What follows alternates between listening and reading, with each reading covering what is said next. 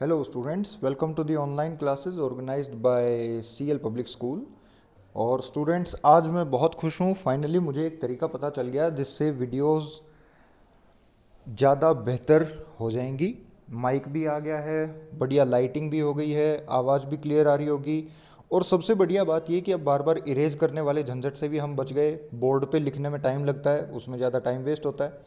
मेरे पास पॉज वाला फीचर नहीं था। अब सारी चीज़ें फाइनली सेटल्ड हो गई हैं और मेरे ख्याल से तो इससे बढ़िया वीडियोस अब और कोई तरीका नहीं हो सकता शूट करने का। Okay students, so with this positivity today the date is 1 June and आज हम स्टार्ट करने वाले हैं and the day is Monday. So आज हम जो टॉपिक पढ़ेंगे वो बहुत ही इंटरेस्टिंग होगा। बेसिकली हम डिफ्रेंशिएशन पढ़ेंगे, लेकिन डिफ्रेंशिएशन से पहले थोड़ा सा डिस्कशन हम कर लेते हैं डिफरेंशिएबिलिटी के बारे में। देखिए स्टूडेंट्स, लास्ट क्लास में हम अभी डिफरेंशिएबिलिटी के कुछ क्वेश्चंस देख रहे थे, ठीक है। तो आई होप आप लोगों को वो क्वेश्चन समझ में आए होंगे और उसके बेसिस पे आपने असाइनमेंट को ट्राई किया होगा। जिन लोगों ने नहीं किया है वो असाइनमेंट को फटाफट से ट्राई करिए और जो क्वेश्चन नहीं हो रहे हैं वो एज ए डाउट पूछिए। Okay students, so further moving on, differentiability में देखिए एक कॉन्सेप्ट आता है डिफरेंशिएबिलिटी एट ए पॉइंट। तो डिफरेंशिएबिलिटी एट ए पॉइंट तो हमने पढ़ लिया था, एट ए पॉइंट। और उसका क्या मतलब होता है, दैट फंक्शन एफ एक्स, अगर आप f dash x find out करें at a point x equal to c, तो वो वैल्यू होती है limit h approaches to zero f of c plus h minus f of c divided by h. और इसमें मैंने आपको बताया कि दो लिमिट्स लेते हैं हम, एक लेफ्ट हैंड लिमिट और एक राइट हैंड लिमिट। ओके, और लेफ्ट हैंड लिमिट को बोलते हैं left hand derivative, right hand limit को बोलते हैं right hand derivative. Right, left hand derivative क्या होता है, limit h approaches to zero from minus side. Actually ये हम नहीं कर सकते हैं, h approaches to zero minus side, h हमेशा हम पॉजिटिव रखते हैं, ठीक है। That limit h approaches to, हमेशा जीरो को एच पॉजिटिव साइड से अप्रोच करता है, तो इस चीज़ को अवॉइड करने के लिए हम एच को ही माइनस एच से रिप्लेस कर देते हैं। Okay, so limit f of c minus h minus f of c divided by minus h. Okay, इस चीज़ का थोड़ा सा ध्यान रखना है। और राइट हैंड डेरिवेटिव में होगा limit h approaches to zero f of c plus h minus f of c divided by h. अगर left hand derivative right hand derivative के इक्वल आ रहा है और दोनों फाइनाइट वैल्यूज हैं, तो हम बोलेंगे that this limit exist and this function is differentiable at x equal to c. This is differentiability at a point. Now today we will study differentiability in an interval. जैसे हमने continuity in an interval पढ़ा था, वैसे ही differentiability in an interval भी होता है। Okay, suppose the interval is closed interval a to closed interval b. इस interval में अगर एक फंक्शन हम बोलें f डिफरेंशिएबल है, तो उसका क्या मतलब है, first of all f is differentiable at all the points c which belong to open interval a to b, first thing.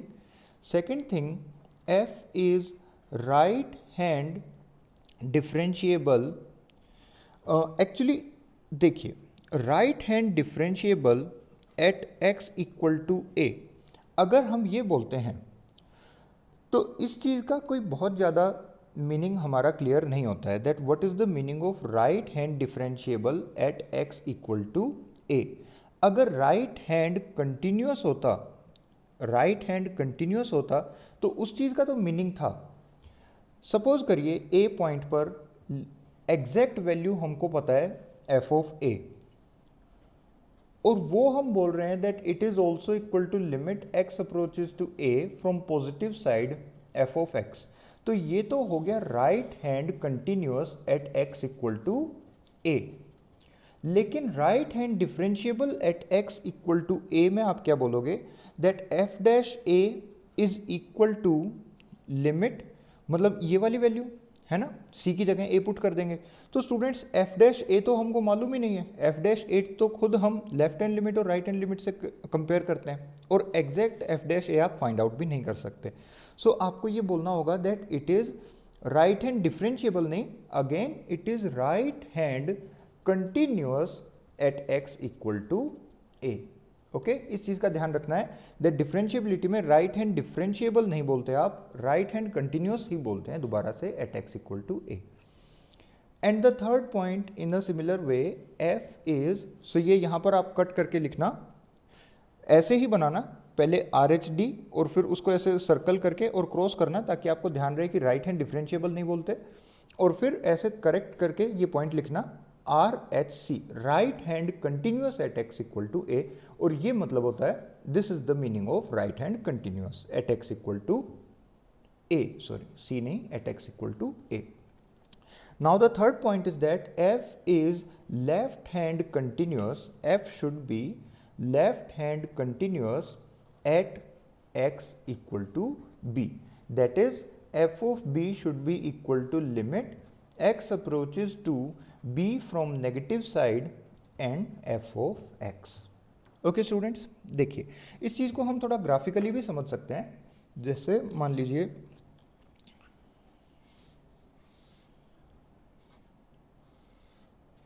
ये फंक्शन है from point A to B, closed interval A to B, this is f of A and here it is f of B. Okay, now अगर function की हम differentiability eight ए देखें तो देखिए differentiability का मतलब होता है स्मूथ होना।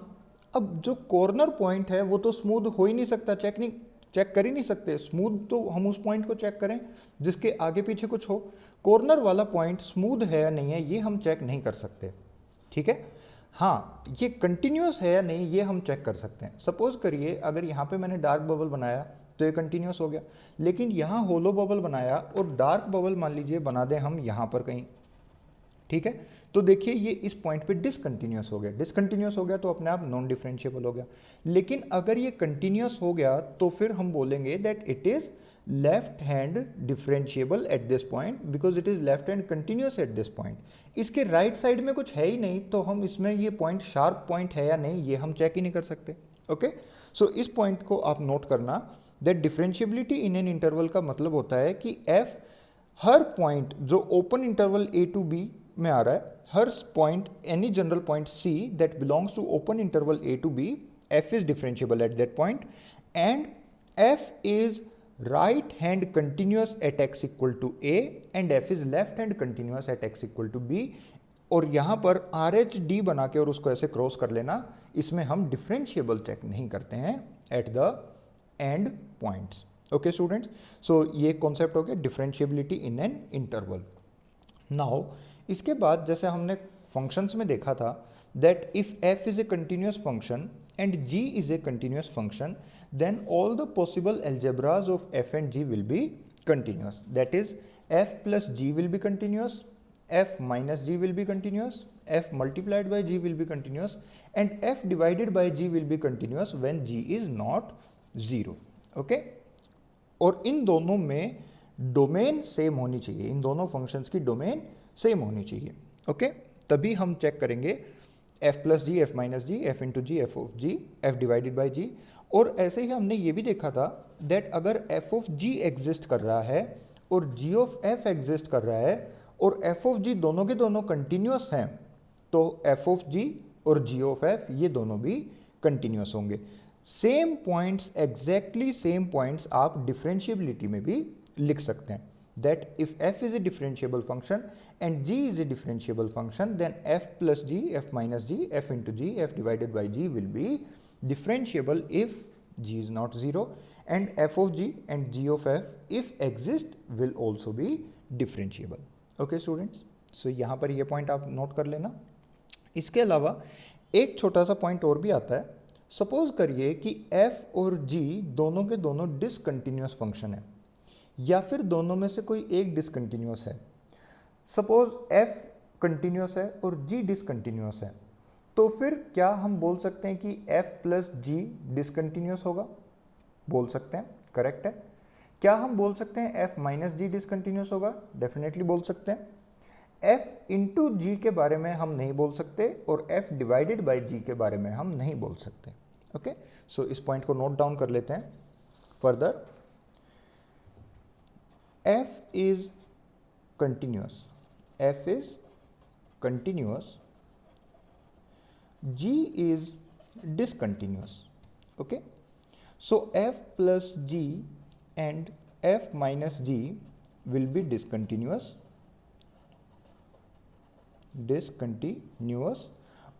and f multiplied by g and f divided by g we will say no comments. ये continuous भी हो सकते हैं और discontinuous भी हो सकते हैं। ओके स्टूडेंट्स, ऐसा रहता है। इन अ सिमिलर वे, अच्छा इसका एक एग्जांपल देख सकते हो आप, बड़ा ही सिंपल सा। सपोज करिए एफ एक्स आपने मान लिया भाई कंटिन्यूस है, तो एफ एक्स मान लो एक्स स्क्वायर है, और जी एक्स एक डिसकंटिन्यूस फंक्शन लेना है। सपोज करिए ग्रेटेस्ट इंटीजर ऑफ एक्स ले लिया, ठीक है।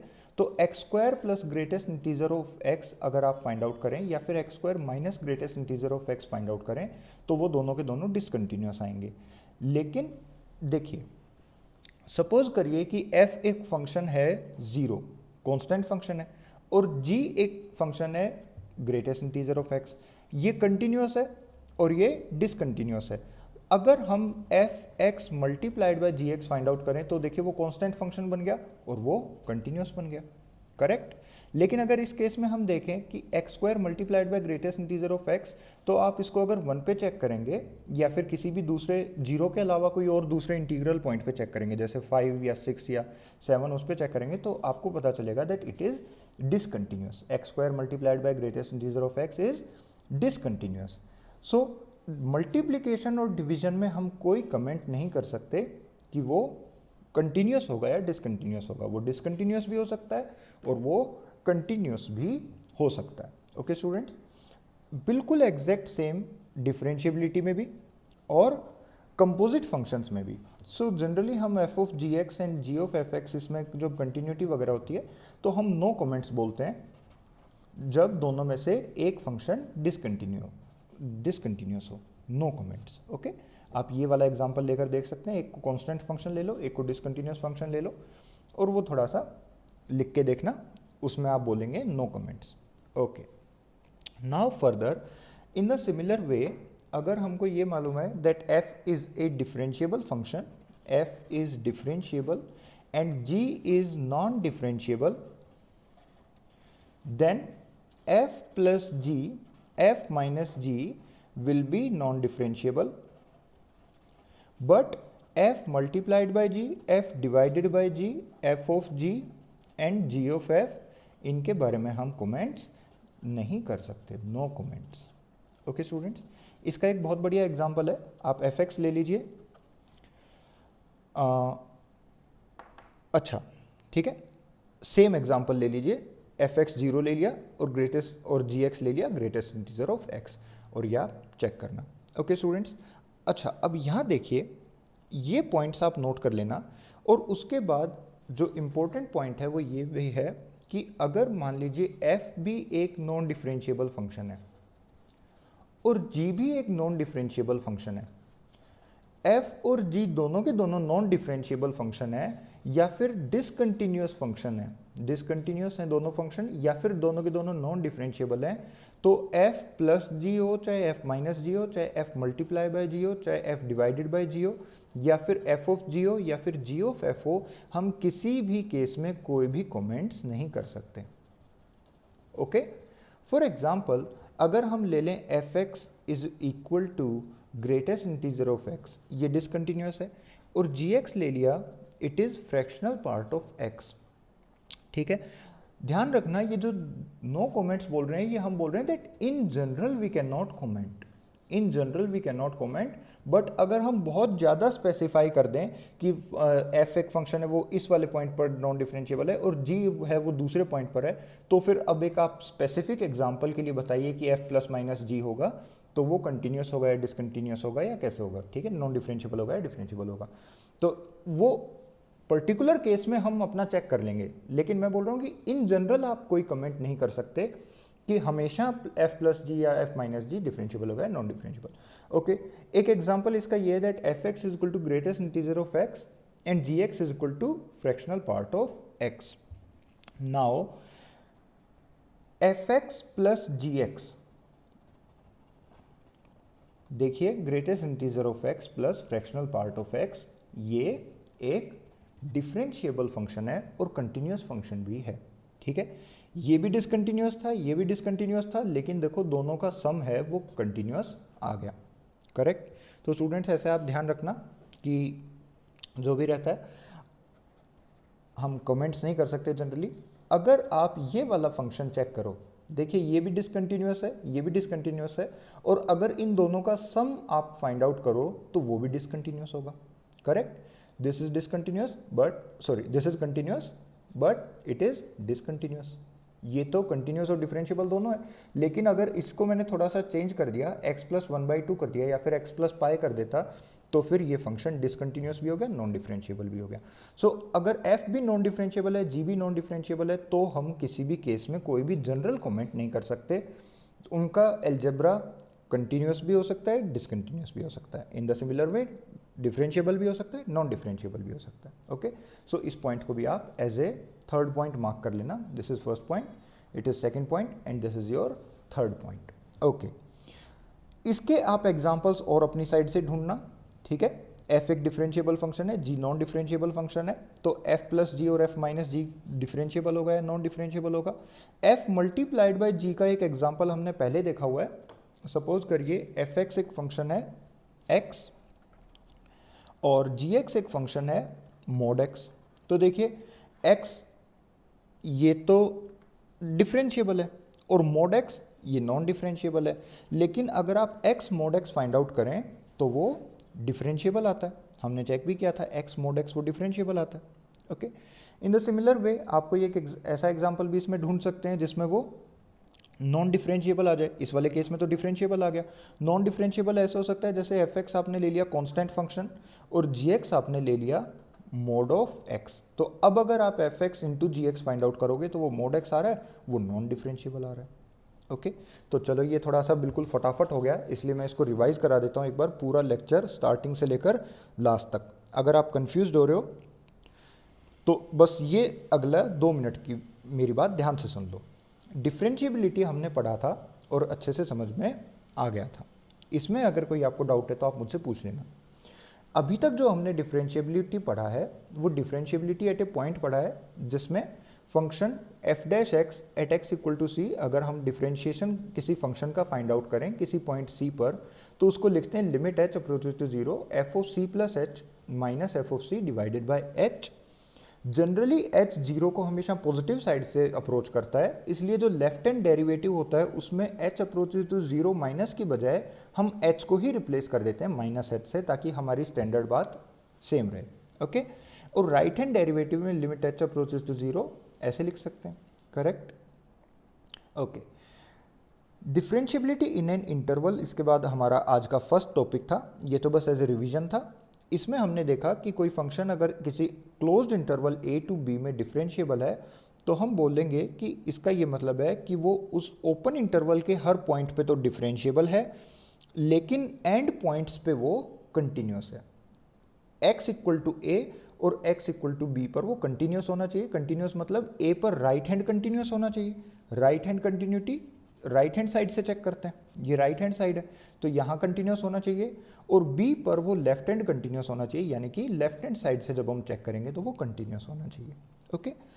फर्दर कंटिन्यूटी में हमने पॉइंट पढ़ा था that if f is continuous, f continuous है and g is also continuous. f और g अगर दोनों के दोनों कंटिन्यूस हैं तो f plus g, f minus g, f into g, f divided by g, f of g, g of f सभी के सभी कंटिन्यूस डेफिनेटली होंगे।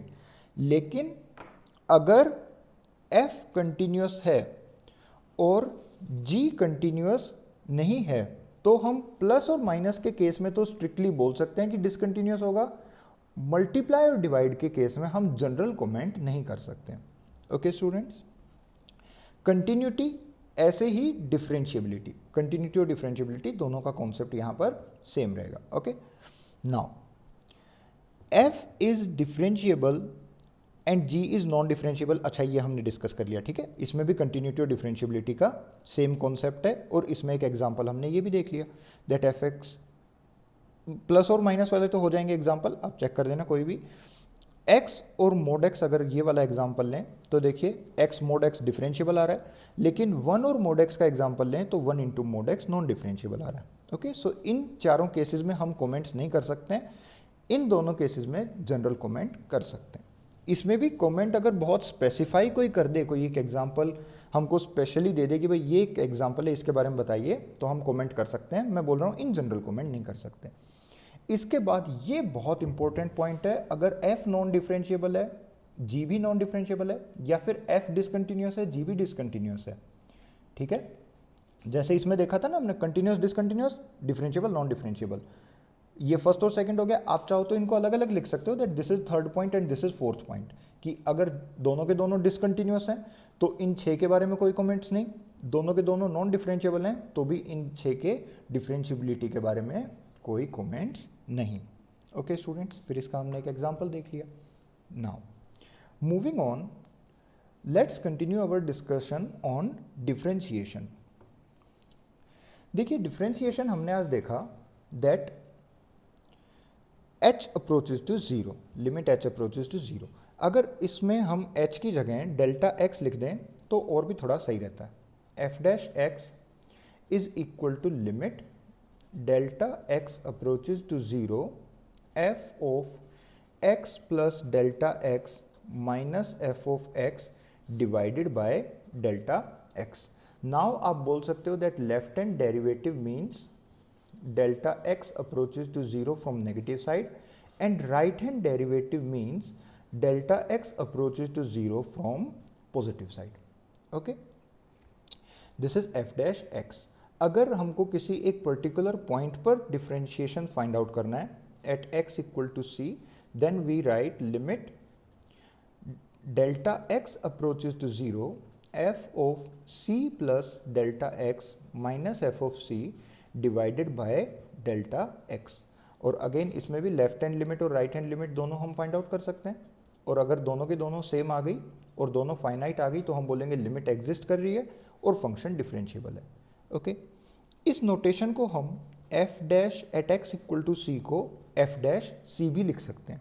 Okay, and that is equal to limit delta x approaches to 0। देखिए ये वाला जो है f of c plus delta x, suppose ये हमारा एक पॉइंट है c और डेल्टा x जो कि अप्रोच कर रहा है 0 को, उसको हमने ऐड करा दिया इसमें, सो c प्लस डेल्टा x यहाँ पर हो गया। ओके, और मान लीजिए फंक्शन कुछ जा रहा है ऐसे। ओके, सो c के कोरस्पॉन्डिंग यहाँ पर है f ऑफ c। चलो जनरल केस लेते हैं, ऊपर वाला c तो एक पर्टिकुलर केस हो गया। मान लीजिए ये x है और ये x प्लस डेल्टा x है, सो x प्लस डेल्टा x, यहाँ पर है fx और यहाँ पर है f of x plus delta x। Geometrical meaning हम जानते हैं डिफरेंशिएशन का। इस ट्रायंगल को आप कंप्लीट करिए, ये वाली जो लेंथ होगी ये होगी f of x plus delta x, this length minus this length minus f of x, और ये वाली जो लेंथ होगी यहाँ से यहाँ तक ये होगी x plus delta x minus x, that is delta x।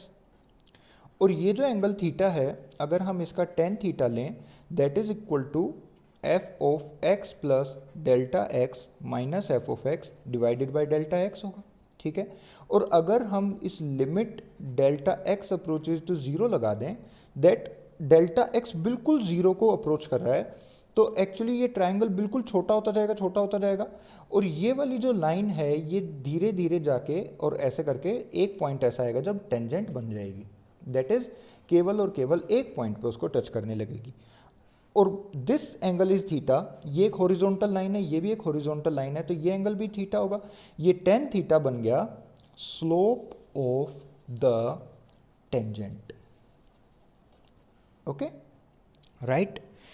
Now students, x plus delta x इसको हम बोल सकते हैं y2 और इसको हम बोल सकते हैं y1। सिमिलरली इसको बोल सकते हैं x2, इसको बोल सकते हैं x1।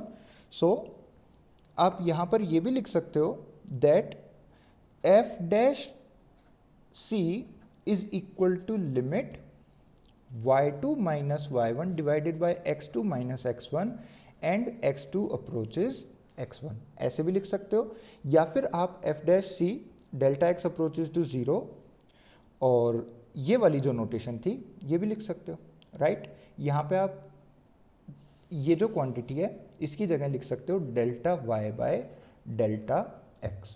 डिनोमिनेटर में तो डेल्टा x था ही, ऊपर वाली क्वांटिटी को आप डेल्टा y भी लिख सकते हो। Okay, so f dash c is equal to limit x delta x approaches to 0 delta y divided by delta x, या फिर y2 minus y1 divided by x2 minus x1 limit x2 approaches to x1। Okay, these are just notations that you can write, but this is the most famous and most understandable notation. So generally याद हम इसी को रखते हैं, लेकिन हम ये भी देख रहे हैं कि भाई ऐसे भी आप इसको लिखना चाहें तो लिख सकते हैं। f डैश एक्स सी की बजाय आप इसको इन जनरल किसी भी पॉइंट के लिए डिफाइन कर सकते हैं f डैश एक्स। ओके, क्योंकि यहाँ पर हमने c का कहीं पर भी जिक्र नहीं किया, सब जगह हमने x ही रखा हुआ है, तो आप इसको f डैश एक्स ही लिखिए, इसको भी f डैश एक्स लिखिए। ओके, f डैश c में क्या होगा, हम पॉइंट की जगह पुट करा देंगे, x की जगह पुट करा देंगे c, x1 में या फिर x2 में किसी एक जगह पुट करा सकते हैं, वो लेफ्ट हैंड और राइट हैंड से सेम ही आ जाएगा। Okay students, so now this was our differentiation the theory part and this was differentiability the theory part. Questions differentiability के तो हमने डिस्कस कुछ कर लिए थे, कुछ मैंने आपको होमवर्क दिया था। अब आज हम जो क्वेश्चन डिस्कस करेंगे वो डिफरेंशिएशन से रिलेटेड डिस्कस करेंगे। बेसिक ऑफ डिफरेंशिएशन आपने पढ़ा हुआ है 11th क्लास में, उसी को आज आगे कंटिन्यू करते हैं। चलिए, सो फर्स्ट ऑफ ऑल जो फॉर्मूला चार्ट था उसमें हमने देखा that x raise to the power n, अगर इसको हम डिफरेंशिएट करें तो आता है n x raise to the power n minus 1, general formula. फिर उसके बाद ट्रिग्नोमेट्रिक फंक्शंस को भी डिफरेंशिएट करने के 6 फॉर्मूलाज आते हैं, वो हम याद रख सकते हैं। अब उसके बाद इन्वर्स ट्रिग्नोमेट्रिक फंक्शंस और लोगैरिथमिक एंड एक्सपोनेंशियल फंक्शंस, इनको डिफरेंशिएट करना ये थोड़ा सा नया है, ये हम 12th क्लास में सीखेंगे। स्टूडेंट्स, ये जो नोटेशन है देखिए, इसको हम equal to dy by dx भी लिख सकते हैं, right. This notation can be written as dy by dx। Overall this can be written as dy by dx। Okay, so यही सो ये अगर y है तो हम बोल सकते हैं that this is dy by dx। Okay, now ये तो सारा क्लियर है पोर्शन, ठीक है। ये फॉर्मूले हैं, फॉर्मूला हम याद कर सकते हैं, कोई भी दिक्कत नहीं है। कुछ नए फॉर्मूला ये हैं that a raise to the power x का डिफरेंशिएशन होता है a raise to the power x log a to the base e, और अगर log x at the base b इसका डिफरेंशिएशन करना है so 1 by x into log e at the base b, right. e raise to the power x का differentiation e raise to the power x होता है, natural log का differentiation 1 by x होता है। Sine inverse x का differentiation ये नया है, हमने इससे पहले नहीं देखा, 1 upon root of 1 minus x square होता है। कोस इनवर्स x का differentiation 1 upon under root of ऊपर -1 हो जाता है अपॉन 1 माइनस एक्स स्क्वायर ऐसे रहता है। टेन इनवर्स x का differentiation 1 upon 1 plus x square, ऐसे ही कोट इनवर्स में माइनस लग जाता है। ओके, इसके बाद एल्जेब्रा ऑफ फंक्शंस अगर दिया हुआ है, अगर fx प्लस gx दिया हुआ है, इसको हमको डिफरेंशिएट करना है विद रिस्पेक्ट टू x, तो हम इसको लिख सकते हैं differentiation of f with respect to x plus differentiation of g with respect to x। Okay, plus हो या माइनस हो, हम इसको ऐसे लिख सकते हैं। f और g की बजाय u भी लिख सकते हो, ठीक है। सेकंड, अगर दोनों को मल्टीप्लाई किया हुआ है f इंटू जी, तो हम f डैश x इंटू जी एक्स प्लस f इंटू जी डैश एक्स, प्रोडक्ट रूल लगा सकते हैं, इसको बोलते हैं प्रोडक्ट रूल। ये हमने फॉर्मूला चार्ट में देखा हुआ है। फिर होता है कोशेंट रूल, अगर f डिवाइडेड बाई g, अगर इसको डिफरेंशिएट करना है तो इसको हम कैसे लिख सकते हैं, g square g multiplied by f dash x minus f as it is g dash x. Okay, this is the quotient rule.